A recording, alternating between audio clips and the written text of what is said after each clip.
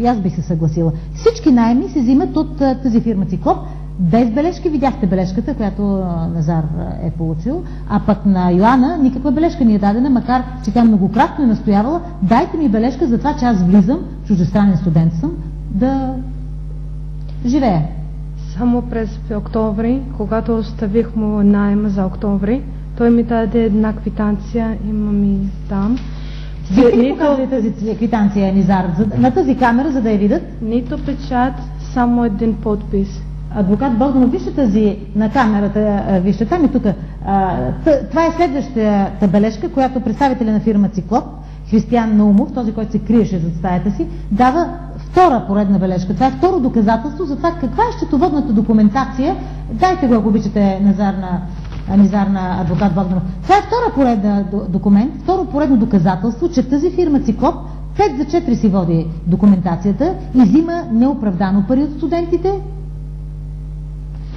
и фактически се прави каквото иска с тези 75 стаи, адвокат Богданов, 75 стаи. Ние вече обсъждахме, че вероятно мерекли да сключат един такъв договор би имало много. Още повече, че от репортажа, който вие сте направили, се вижда много ясно, че въпросните над 1 милион лева, зад които вероятно се оправдава ниския наем, който взема Софийският университет, въпросните над 1 милион лева инвестиции, които следва да бъдат направени, изобщо не са направени.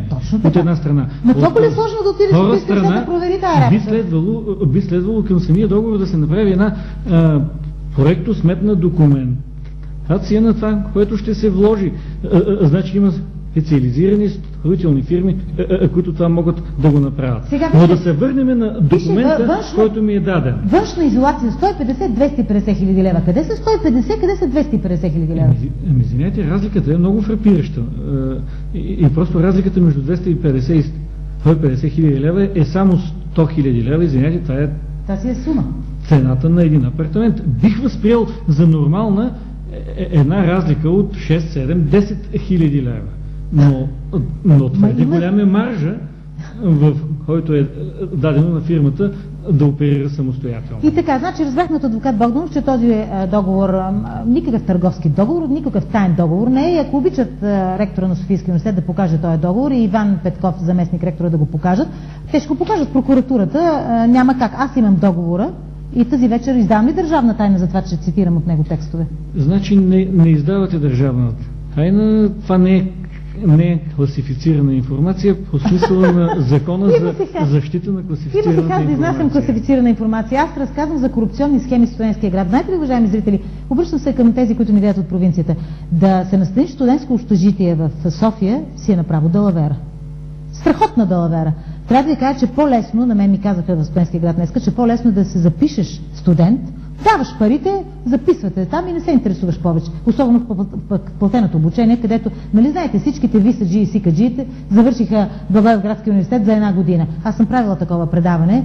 Нали си спомняте, че включително заместник министър на вътрешните работи беше завършил право за една година. За Камен Пенков говоря. И той беше завършил право за една година. Не съм си добре. Да, аз изнесох цялата документация тук в Благоевградския университет. Така че да вземеш жилище в студентския град, това си е далавера от всякъде. Видяхте кой разрешава да се вземат тези жилища. Ректора на университета се подписва от едната страна, а от другата страна на този договор, който е таен, който е едва ли не класифицирана информация, се подписва шефа на фирмата Циклоп. Сега ще помоля Мартин да ни пусне този материал, който заснех по-нататък, защото аз стая по стая днеска съм звъняла и хората ми отварят, за да разбера кой всъщност живее в тези прочути 75 стаи. Какъв наем плаща? Значи, уважаеми зрители, вие до сега разбрахте Низар, видяхте му бележката за 600 лева.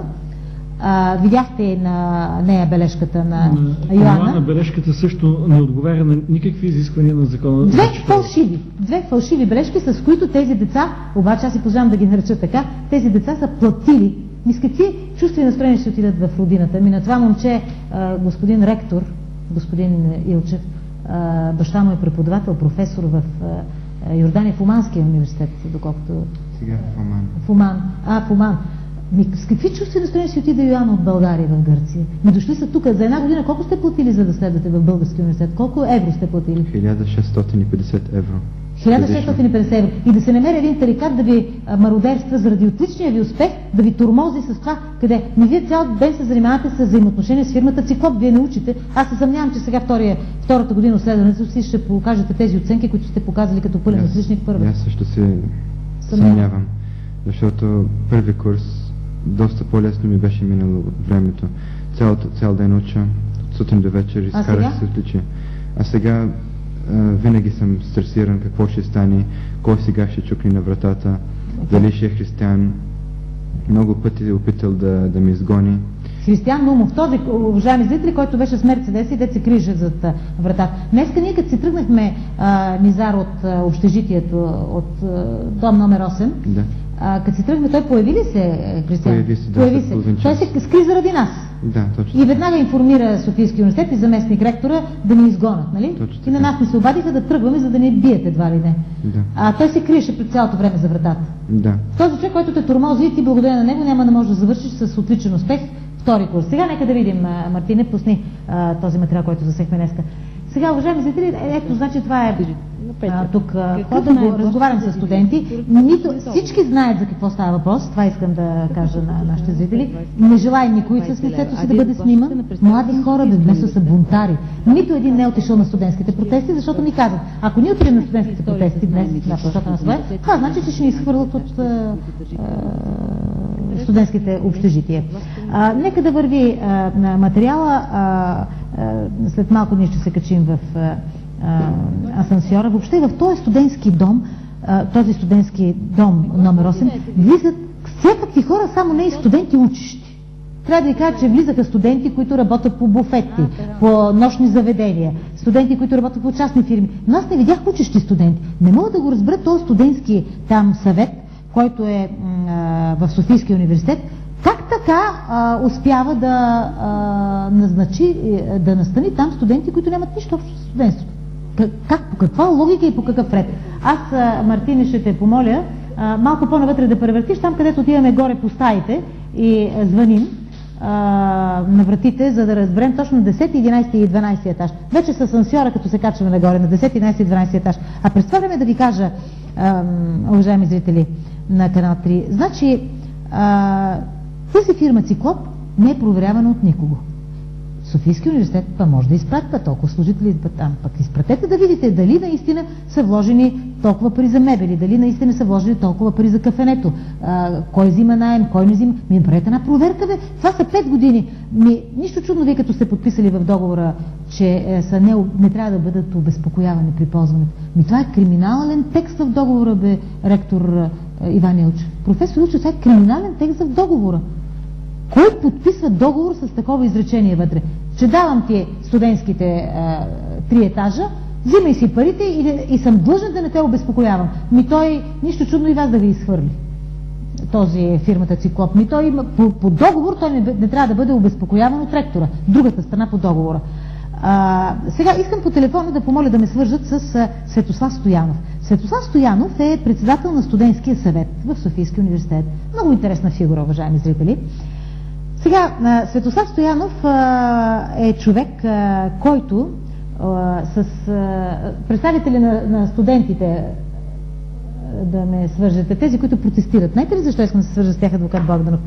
Защото Светослав Стоянов е председател на студентските съвети. Той е, така да се каже, вътрешната ръка в Софийския университет. Приказва си с ректора, приказва си с заместник ректора.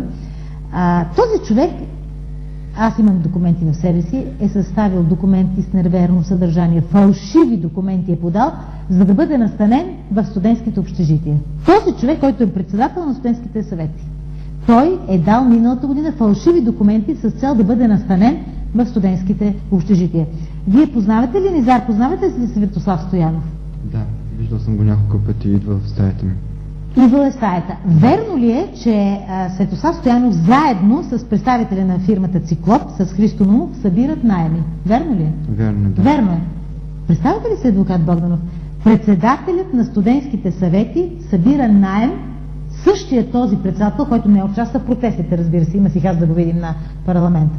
Сега, аз помолих с Румен Захария да ме свържат по телефона, дори ще видим и снимката му след малко, тъй като той участваше на 14 декември тук в студиото в нашето предаване. И тогава аз зададох въпроси на Румен. Участват ли представителите на Софийския университет от този прочут студентски съвет? Участват ли на протестите? Те не участваха, разбира се. Ясно защо. Те участват самата далавера. И така, чуваме ли се с Румен?